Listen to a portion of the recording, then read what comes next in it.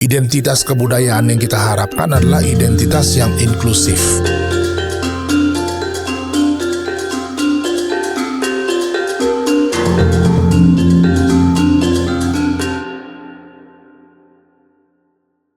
Nah, ini pertanyaan penting sekali ya, karena kita punya festival ini sekarang di Indonesia tuh ribuan.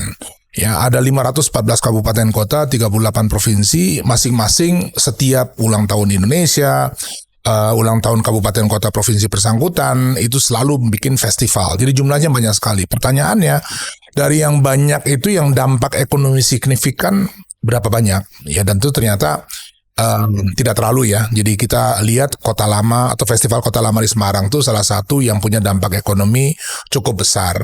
Dan mereka memang menimba pelajaran dari banyak negara lain ya. Seperti di Edinburgh, Skotlandia itu sudah ada data ya bahwa setiap dolar yang ditanam itu menghasilkan 5 dolar.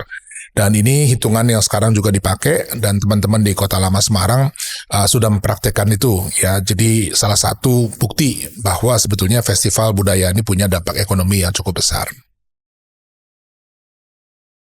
Jadi kita selalu mengimbangi di dalam penyelenggaraan festival ini tegangan antara melestarikan tradisi di satu sisi dan membuat ekspresi budaya itu relevan untuk generasi sekarang. Dan itu adalah PR ya buat semua penyelenggara festival. Dan tantangan terbesar biasanya itu justru adalah pada siapa yang membuat keputusan gitu ya. Jadi ada banyak festival bagus, tetapi karena kuratorialnya tidak digarap dengan baik gitu, akhirnya potensi yang luar biasa itu tidak muncul gitu. Dan itu seringkali ya mungkin juga karena pejabat-pejabatnya ya selalu juga pengen jadi ketua panitia, selalu punya suara di dalam menyelenggarakan, menentukan siapa yang harus tampil dan seterusnya, sehingga akhirnya pertimbangan kuratorialnya kalah dengan pertimbangan-pertimbangan lain gitu ya. Dan itu kerugian yang diderita festival juga cukup besar gitu. Hal lain yang juga tidak kalah penting adalah lihat ya seberapa jauh tradisi ini bisa kita kembangkan.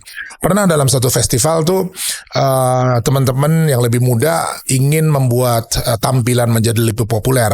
Mereka pakai lighting, mereka pakai EDM dan seterusnya. Dan tentu timbul reaksi ya karena teman-teman yang berpegang pada tradisi bilang bahwa nggak ada lighting seperti itu di masa lalu, nggak ada itu yang namanya EDM dan bentuk-bentuk yang terlalu kontemporer gitu. Jadi ramai sekali diskusi-diskusi. Nah, biasanya di dalam situasi seperti ini kurator memainkan peran yang sangat penting gitu. Nah, itu saya kira tantangan terbesar buat festival-festival kita masih di situ ya. Kewenangan untuk menentukan ya dimensi artistik, dimensi kreatif itu diserahkan kepada kurator. Itu yang kalau itu terjadi, maka kita bisa berharap festival itu akan semakin berkualitas. Ya, biasanya diskusi itu terhenti pada urusan bentuk gitu ya. Jadi orang memperhatikan bentuk tari tradisi itu nggak boleh lain dari yang sudah dipakemkan. Musiknya juga begitu ya. Dan kemudian ekspresi yang lain juga selalu disesuaikan, diselaraskan dengan itu. Nah, biasanya kita masuk mendiskusikan apa sih esensi dari gerak yang dipertahankan itu, dari bunyi yang dipertahankan itu, dari tampilan rupa atau visual yang dipertahankan itu. Kalau diskusinya masuk ke sana, sebetulnya kan kita sudah mencari akarnya.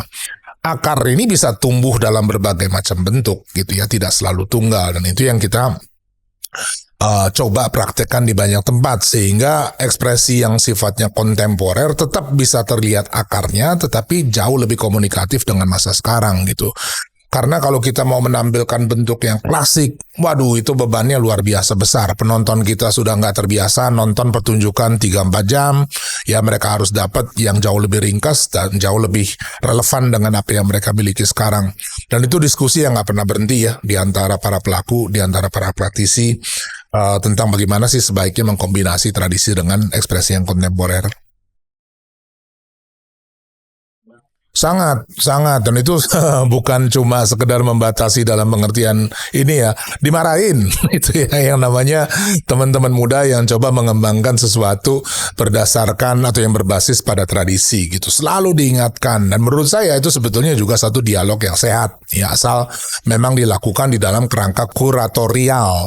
dan artistik yang clear, yang jelas gitu ya. Jadi bukan cuma pertengkaran yang terjadi di ruang publik, di medsos dan seterusnya, tapi memang ada ruangnya gitu ya, sehingga hasil dari diskusi itu juga bisa menjelma di dalam karya-karya, di dalam cara melaksanakan kegiatan dan seterusnya. Tapi tegangan itu jelas ada gitu ya, dan itu selama ini dalam pengalaman saya ya dinamis tetap ya, dan saya kira kontribusinya untuk memperbaiki kualitas penyelenggaraan festival kita juga udah mulai kerasa gitu. Sama saya kira contoh yang bolak-balik saya pakai gitu ya, yang namanya tradisi ini kan sebetulnya adalah produk inovasi masa lalu gitu ya. Contoh yang selalu saya pakai ini batik ya, baju batik itu temuan baru ya. Dulu orang nggak pakai batik sebagai kemeja gitu, itu hanya dipakai sebagai kain gitu. Jadi kalau misalnya katakanlah 50 tahun lalu atau 60 tahun lalu ada orang pakai kemeja batik, udah pasti dianggap aneh. Ya sekarang ini menjadi norma, semua orang menggunakan baju batik kalau acaranya resmi gitu. Dan itu adalah produk dari inovasi di masa lalu ya. Jadi buat semua ya yang terlibat di dalam kegiatan seperti ini, menghadapi perdebatan kayak begini, ya itu ditanggapi secara positif gitu ya, karena itu justru jalan kita untuk menuju kemajuan. Ada beberapa level dukungan yang kita berikan gitu ya. Pertama yang sifatnya lebih logistik gitu ya, artinya ada penyelenggaraan memerlukan sumber daya, apakah itu akses kepada tempat, akses kepada sumber finansial, akses kepada orang. Nah, kita berusaha memfasilitasi ya, jadi memberikan semua yang diperlukan gitu. Tetapi ada juga aspek yang sifatnya lebih terkait dengan sisi kreatifnya gitu ya, karena seringkali ada keterbatasan sumber daya manusia di banyak tempat. Mereka nggak punya kurator, mereka tidak punya ahli untuk menata panggung, lampu, suara, dan seterusnya. Jadi aspek-aspek teknis dari penyelenggaraan festival. Nah ini juga kita bantu. Ya kita pernah bikin satu platform namanya Indonesiana. Ini memang betul-betul digunakan gitu ya untuk meningkatkan kapasitas penyelenggaraan festival. Dan sambutannya lumayan gitu ya, karena itu memang dirasakan sebagai kebutuhan ya. Jadi tidak banyak orang yang fokus untuk memberikan dukungan teknis terhadap penyelenggaraan festival. Bentuk dukungan yang lain lebih terkait dengan kebijakan ya gitu, karena persepsi terutamanya di daerah mengenai penyelenggaraan festival ini juga sangat bervariasi gitu. Ada yang melihat ini kesempatan untuk berkampanye, ada yang melihat ini kesempatan untuk menampilkan diri sendiri dan seterusnya gitu ya. Jadi kepentingan untuk menyelenggarakan festival juga sangat bervariasi. Nggak masalah sebetulnya ada kepentingan bermacam-macam masuk di dalam penyelenggaraan festival, tetapi hendaknya festival itu sendiri betul-betul dikelola secara profesional. Karena kalau nggak begitu, tujuan yang tadi itu pun nggak bisa sampai gitu ya, karena kualitasnya tidak cukup ya untuk menarik perhatian publik gitu.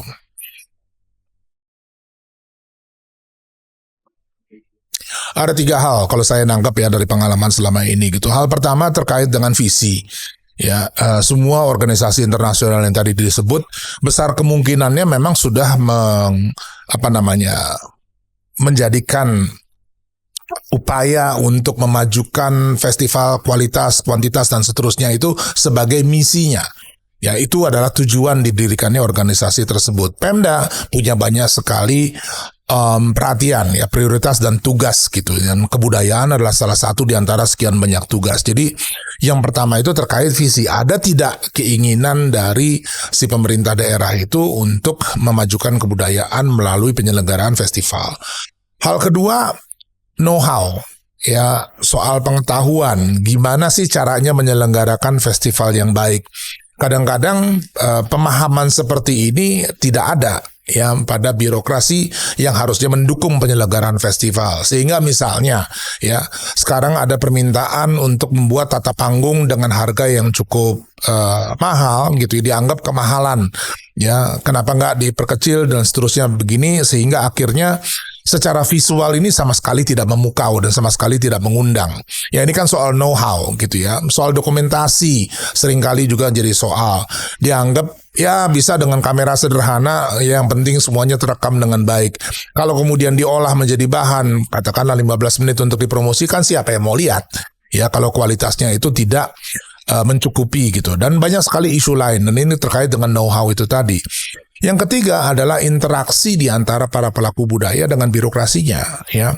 Ini juga soal yang muncul di kedua belah pihak. Dari sisi birokrasi biasanya atau dari sudut pandangnya pelaku budaya, problem dengan birokrasi adalah perizinan, sangat berbelit gitu ya. Keputusan untuk menyelenggarakan sesuatu sampai dari awal mempropos kegiatan sampai pelaksanaan sangat berbelit dan seterusnya. Sebaliknya dari sudut pandangnya birokrasi melihat teman-teman di pelaku ini, wah ini disiplinnya nggak ada gitu ya, laporannya nggak jelas, dan jadi komunikasi di antara elemen yang seharusnya bekerja sama ini masih terlalu minim ya, jaraknya masih terlalu jauh gitu ya, sehingga seringkali teman-teman di lapangan merasa lebih nyaman bekerja dengan organisasi internasional yang lebih fleksibel, dan kemudian Pemdanya atau birokrasinya juga lebih senang bekerja dengan orang-orang yang gampang diatur gitu ya, sehingga kemudian nggak pernah ketemu nih antara excellence dari segi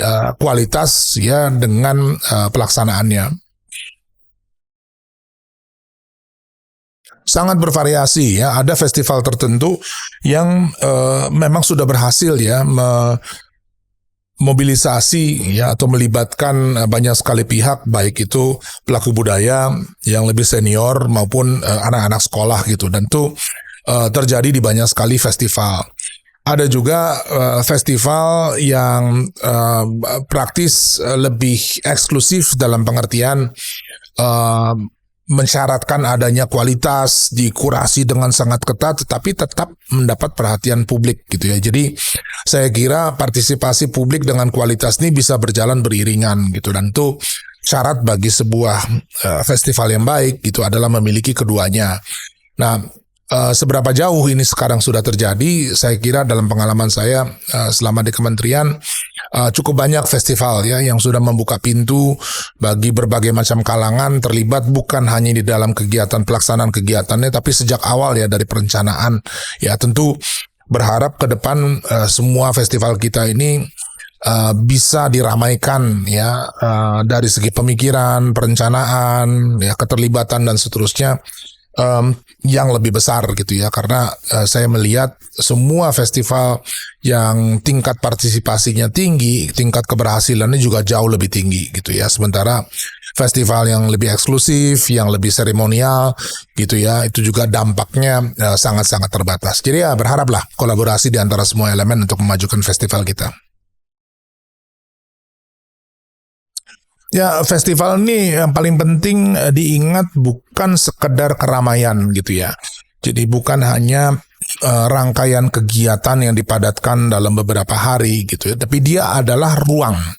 Ya, ruang bagi pertemuan sekian banyak elemen masyarakat ya, sehingga mereka bisa mengenal lebih baik satu sama lain ya. Syukur kalau kemudian perkenalan yang lebih baik itu berbuah menjadi kerjasama, menjadi kegiatan-kegiatan yang melibatkan berbagai macam pihak. Kenapa ini penting gitu ya? Karena sejatinya identitas kebudayaan yang kita harapkan adalah identitas yang inklusif ya. Semua elemen bisa masuk di dalamnya. Ini bukan gado-gado ya, bukan pertemuan dari sekian banyak elemen yang tetap berdiri sendiri, tapi elemen yang walaupun punya perbedaan di antaranya bisa melihat ya kesamaan tujuan, kesamaan pemikiran gitu, dan itu syarat ya bagi penyelenggaraan festival yang baik ke depan gitu. Dia bersifat inklusif.